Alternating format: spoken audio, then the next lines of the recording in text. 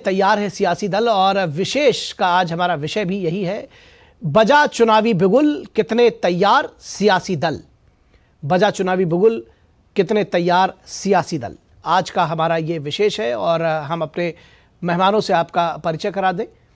हमारे साथ में 4 खास मेहमान जुड़े हुए हैं, हम आपसे उनका परिचय कराएं। डॉक्टर शतरूपा जो कि बीजेपी की प्रवक्ता हैं। डॉक्टर शतरूपा, बहुत स्वागत है आपका। दीपक झा कांग्रेस से जुड़े हुए हैं, बीजेपी कांग्रेस के प्रवक्ता हैं। दीपक साहब, बहुत स्वागत है आपका। तारिक खान साहब, स्वागत है, समाजवादी पार्टी से जुड़े हुए हैं, प्रवक्ता हैं। और राजेश तिवारी जेडीयू के नेता हैं। राजेश तिवारी जी, आपका भी स्वागत है। दीपक झा जी, अगर आपके साथ शुरुआत करना चाहें इस चर्चा के लिए, तैयारियों पे। जब अगस्त में इंडी गठबंधन की शुरुआत हुई थी, तब ये बात कही गई थी कि तब तक, यानी कि चुनावों के आने तक एक अच्छा सा गठबंधन तैयार हो जाएगा और हर राज्य में आप बीजेपी के साथ या एनडीए के साथ टक्कर लेने लायक स्थिति में दिखेंगे। आपको लगता है कि ये स्थिति बन पाई है? कहाँ खड़ा है गठबंधन आज आपका? क्योंकि बहुत सारे राज्यों में आप दिखाई नहीं देते गठबंधन करते हुए, बहुत जगहों पर ये टूट दिख रही है। निखिल जी, सबसे पहले मैं आपके ज्ञान को दुरुस्त कर देता हूँ। इंडी गठबंधन नहीं था, इंडिया गठबंधन। जो आपकी इच्छा हो वो कहिए, लेकिन गठबंधन की रूपरेखा बता दीजिए। रूपरेखा नहीं, आप लोग अपना देखिए, आप पत्रकार हैं, आप पार्टी मत बनिए। नहीं, मैं क्यों पार्टी बनूंगा? आप बताइए। इंडी के बाद गठबंधन लगा रहा हूं, मैं अपने आप को लेकर क्लियर हूं। आप उसको इंडिया कहिए, भारत कहिए, वो आपकी इच्छा है। मैं इंडी कह रहा हूं, इंडी ही कहूंगा। नहीं तो आप जो कहिए तो एक गलत कहेंगे ना। नहीं, मैं गलत कैसे कहूंगा? INDIA। पहले मैं आपको दुरुस्त करूंगा कि आप गलत पत्रकारिता कर रहे हैं। नहीं, मैं मेरी पत्रकारिता पे आप देखिए सवाल मत उठाइए। मैं अपनी पत्रकारिता कर रहा हूं, आप बताइए। मैं कह रहा हूं आप चलिए इंडिया का हमको बताइए। इंडिया गठबंधन आपकी बात कर रहे हैं, इंडिया का हमको पूरा फुल फॉर्म बताइए और उसके बाद बताइए कि लास्ट में क्या आता है। आप इंडिया गठबंधन को लास्ट में क्या आता है? अलायंस आता है ना। हाँ, तो अलायंस मतलब गठबंधन, तो इंडी गठबंधन कह रहा हूं, गलत कहां है?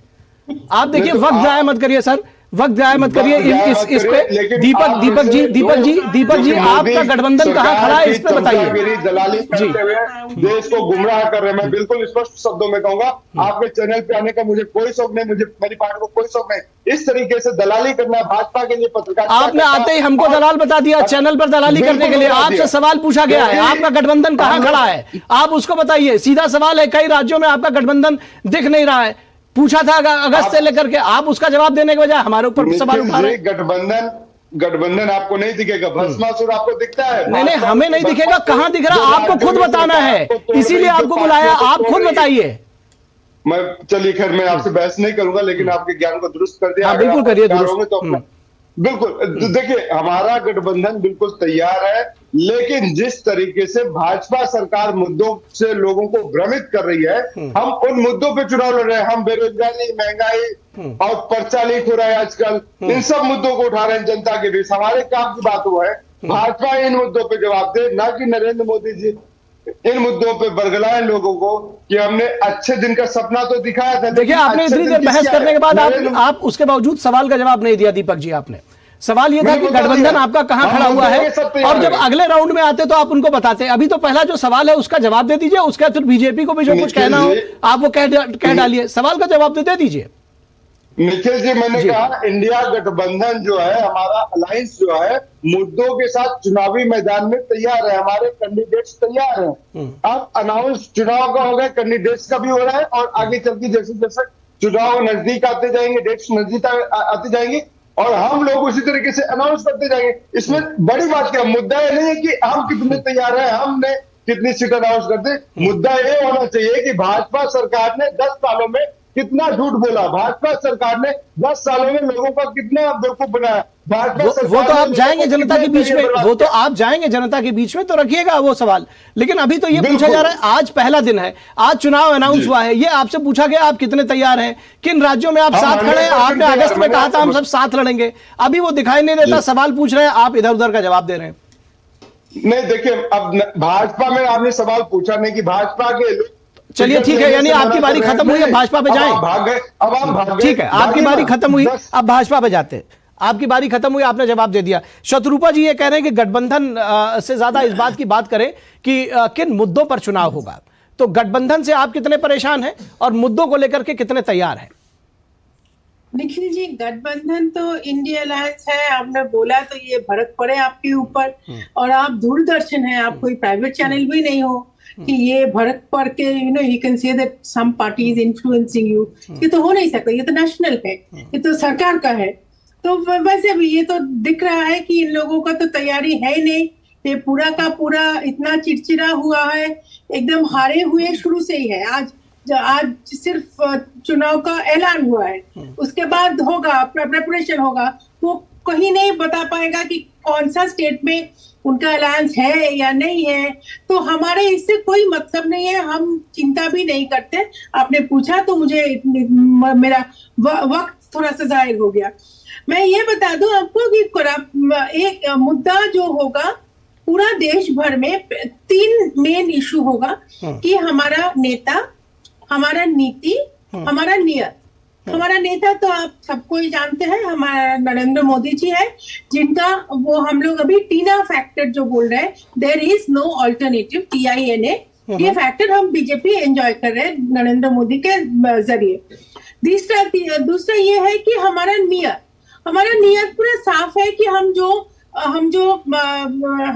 भी प्रॉमिस करते हैं, हम जो भी मुद्दे लेके आते हैं वो पूरा करते हैं। आप सोचिए, आर्टिकल 370 हो या राम मंदिर हो या CAA हो या फिर महिलाओं के वो जो मुस्लिम महिलाओं का ट्रिपल तलाक हो, जो भी हमने प्रॉमिस किया था, हमारा जो मैनिफेस्टो में था, हम 10 साल में जब मौका मिले हम वो पूरा किया है। तीसरी बात यह है कि हमारा नीति क्या है, हमारा आइडियोलॉजी क्या है। आइडियोलॉजी हमारा साफ है, हम सबका साथ सबका विकास चाहते हैं। हम चाहते हैं कि हम देश को जैसे हम चांद पर भी पहुंचाए हैं, हम पृथ्वी पे हम उसको 3rd इकोनॉमी में ले आए, 3rd वर्ल्ड से 3rd इकोनॉमी में ले आए। और बहुत सारे हैं, मैनिफेस्टो भी होगा। हम पूरा का पूरा अगर इशू यहाँ पे होगा तो बाकी लोग कोई बोल नहीं पाएगा। ये हमारा 3 मेजर इशू है। बाकी ये है कि हमारा प्रेपरेशन क्या है। देखिए, हमारा 2 लिस्ट ऑलरेडी निकल चुका है। शायद आपको खबर होगा कि आज रात में CEC सेंट्रल इलेक्शन कमेटी भी बैठेगा। कल तक हमारा फाइनल लिस्ट निकल आएगा कि जो जहां भी हमारा सीट्स अभी तक डिक्लेयर नहीं हुआ, वो कल तक हो जाएगा। तो हम जितने भी डिक्लेयर हुआ है वो तो मैदान पे उतर चुका। हम लोग तो पूरा का पूरा कैंपेन कर रहे हैं। और आपको ये भी पता होगा, ये मेरा लास्ट लाइन होगा प्रॉमिस, कि माननीय प्रधानमंत्री जी पूरा देश का दौरा लिया। वो 11 तारीख तक ही वाज ऑन टूर। और बहुत सारे उन्होंने जो बाकी जो भी थोड़ा सा फाउंडेशन ले करना था, बाकी था, वो सब कट चुका। अभी हमारा 3rd फेज आने वाला है। ठीक है। सवाल आपसे ये भी था कि गठबंधन कितनी बड़ी चुनौती है, वो अगले राउंड में बताइएगा। जी, कोई नहीं, ठीक है। मैं तारिक खान के पास आ रहा हूँ, समाजवादी पार्टी से जुड़े हुए हैं। तारिक खान, जिस तरह से गठबंधन की जब चर्चा होती है, आपने देखा है कि कांग्रेस ने एक के बाद एक कई सारी गारंटी दी हुई है। आप लोग कह रहे हैं कि PDA आपका एक एजेंडा दिया है अखिलेश यादव ने, उसके साथ मिलकर। आपको लगता है कि किस तरह से आपका कितना वायबल होगा एक साथ मिलकर चुनाव लड़ने के लिए, और किस तरह से तैयार है आप? देखिए, आज भी हमारी लिस्ट आई है, हम कैंडिडेट डिक्लेयर कर रहे हैं, हम चुनाव के लिए बिल्कुल रेडी हैं। जो हमारी एक तरीके से फॉर्मूला दिया अखिलेश जी ने, PDA उन्हीं की लड़ाई लड़ेंगे। मुद्दे बिल्कुल साफ हैं। हमने जो जातिगत जनगणना है उसकी बात की है, सामाजिक न्याय आय उसकी बात की है, हमने OPS की बात की है, NPS खत्म करेंगे, OPS लेके आएंगे। हम जनता को ये बताना है कि हम आएंगे तो आपको क्या देंगे। आपने 15 लाख करोड़ अमीरों के माफ कर दिए, हम किसानों का कर्जा माफ करेंगे, जो KKC होती है उसको बड़े पैमाने पे माफ करेंगे। और जो अग्निवीर जैसी आपने योजना जिससे युवाओं का भविष्य खराब हो रहा है, उसको हम खत्म करेंगे। और इस तरीके की कई फैक्टर्स हैं, जैसे सरकारी नौकरियां हैं, उनको लेकर आएंगे। 9 लाख पद सिर्फ केंद्र सरकार की जो नौकरियां हैं उसी में खाली। तो इनकी जो गारंटी थी, वो एक बार 14 में इन्होंने नारा दिया था कि बहुत हुई महंगाई की मार, अब की बार मोदी सरकार। और इनके आने के बाद ही गैस सिलेंडर 2 रुपए में बिकने लगा था, शायद ऐसा हुआ। तो झूठ का बहुत बड़ा एक पैमाना है, झूठ की एक बहुत बड़ी लिस्ट है। न नेता है न नियत है। नेता इनका है CBI और ED। और उसकी नीति क्या है? नीति यह है कि भेजो, डराओ और चंदा लो। तो नेता, आपका जो नेता वो होता है जिसके पीछे आपको, तो पीछे तो आप ईडी तो जो हमले बीजेपी वाले कर रहे हैं, जो हमले तारिक साहब बीजेपी वाले कर रहे हैं, खासतौर पर समाजवादी पार्टी के ऊपर परिवारवाद को लेकर के, कैसे जनता को समझाएंगे, कैसे निपटेंगे इससे? प्रधानमंत्री ने डिफिनीशन दी कि परिवारवाद तभी हुआ जब पार्टी का जो शीर्ष नेतृत्व है वो किसी एक पर्टिकुलर उस खानदान से या उसी के परिवार से कंट्रोल किया जाए। किस किताब की है ये डेफिनेशन? क्या प्रधानमंत्री की जो डेफिनेशन है उन्होंने कह दिया वही माना जाएगा? परिवारवाद की डेफिनेशन ये है कि किसी को भी फायदा पहुंचाना अपने परिवार के लोगों को, वो परिवारवाद हुआ। आप अमित शाह के बेटे को फायदा पहुंचा रहे हैं, ये परिवारवाद है। आपने तमाम लोग, सुषमा स्वराज, इन लोगों के बेटियों को टिकट दिया, एक लंबी लिस्ट है जिसमें परिवार के लोगों को आप आगे जाए, ये परिवारवाद है। परिवारवाद ये है कि आप इल्लीगल पैसा लेकर ईडी सीबीआई का धमकी देकर और लोगों से पैसा लेते हैं, ये परिवारवाद है। इस तरीके से जो आप ठीक है आप वैसे बहुत सारी चीजें इसमें जो है बीजेपी प्रवक्ता कहेंगी इलीगल पैसा लेकर के और धमकाया जा रहा है, ये सारी बातें अभी कहीं कोई पब्लिक डोमेन में नहीं है। लेकिन आप ठीक है, राजनीतिक दल है, आप आरोप लगाने के लिए स्वतंत्र है। राजेश तिवारी जी, आपको लगता है कि जो आप लोग पहले इंडी के साथ आपने शुरुआत की थी और अब आप एनडीए के साथ में है, फर्क क्या है दोनों के बीच में और क्यों आपको लग रहा है कि इनके साथ में जाना बेहतर होगा? देखिए, फर्क तो साफ दिख रहा है।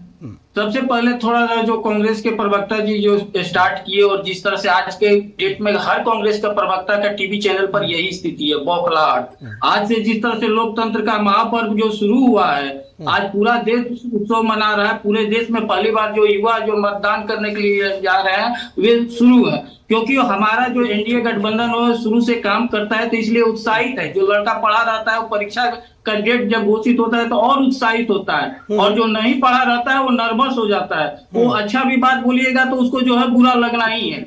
और जो ये दीपक झा जी जो बोल रहे थे इंडी गठबंधन पर वो राज करके, आप पूरा नाम बोलिए। आप ये बताइए, आपके नेता राहुल गांधी है, राहुल गांधी को शॉर्ट नेम से कांग्रेस के लोग क्या बुलाता है, युवा कांग्रेस के लोग क्या बोला, आरजी।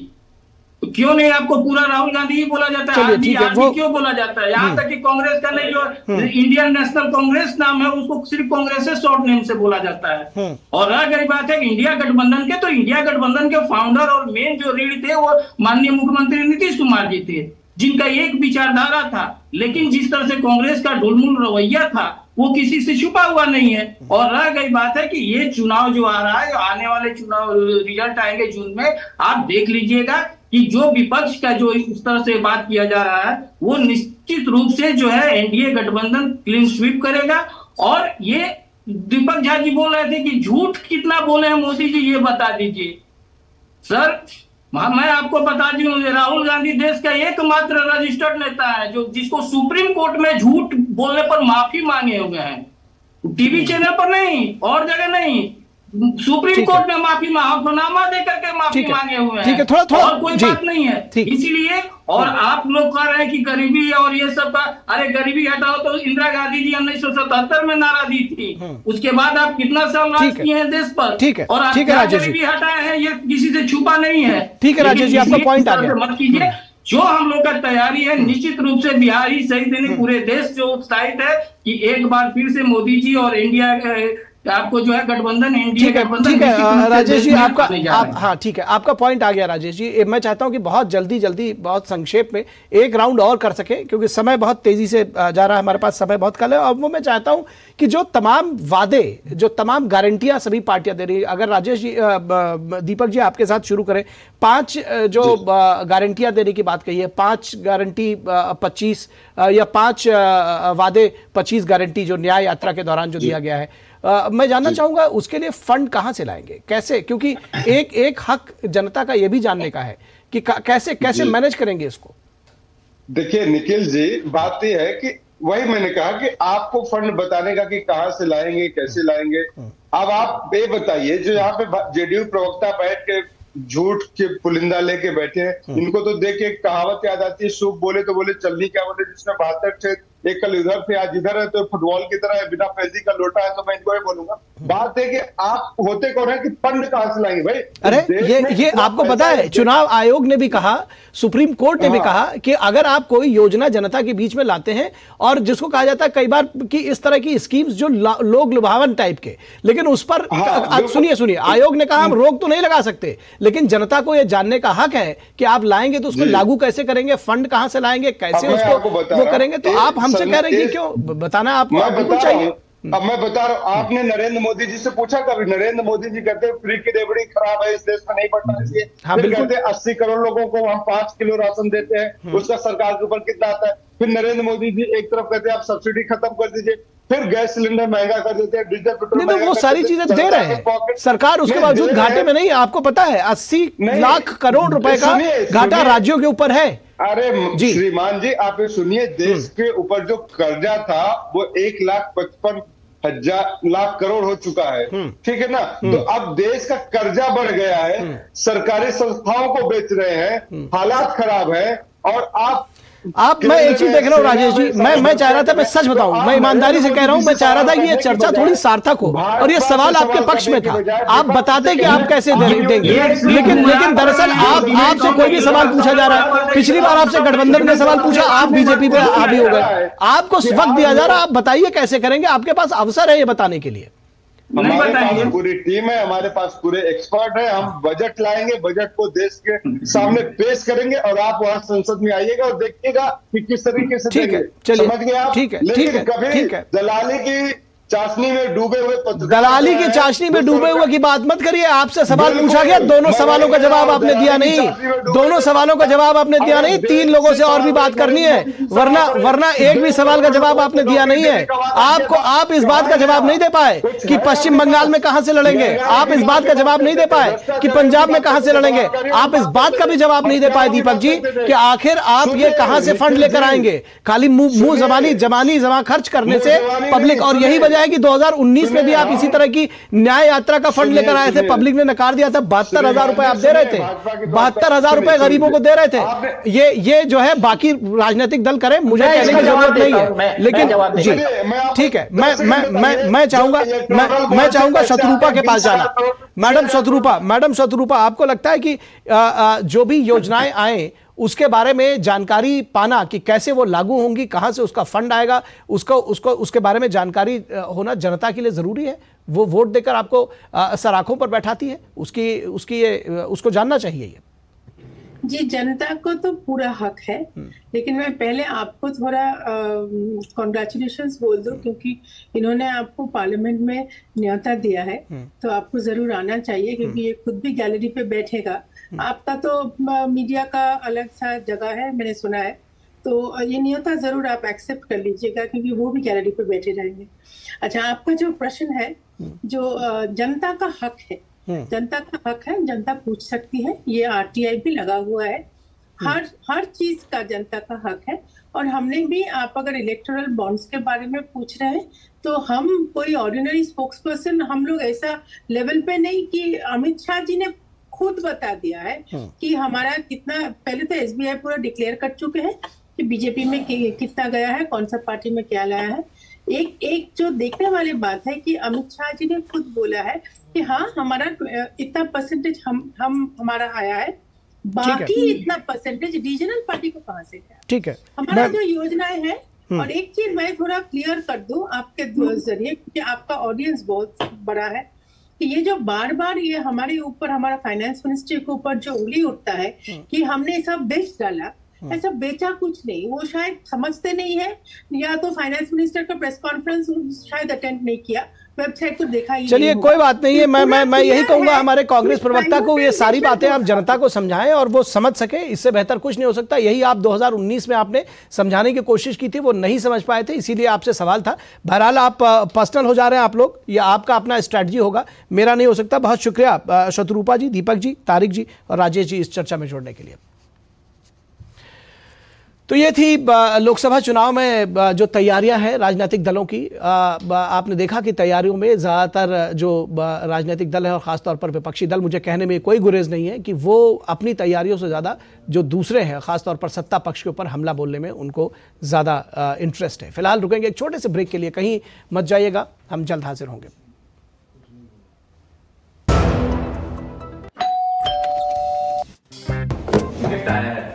अरे वाह।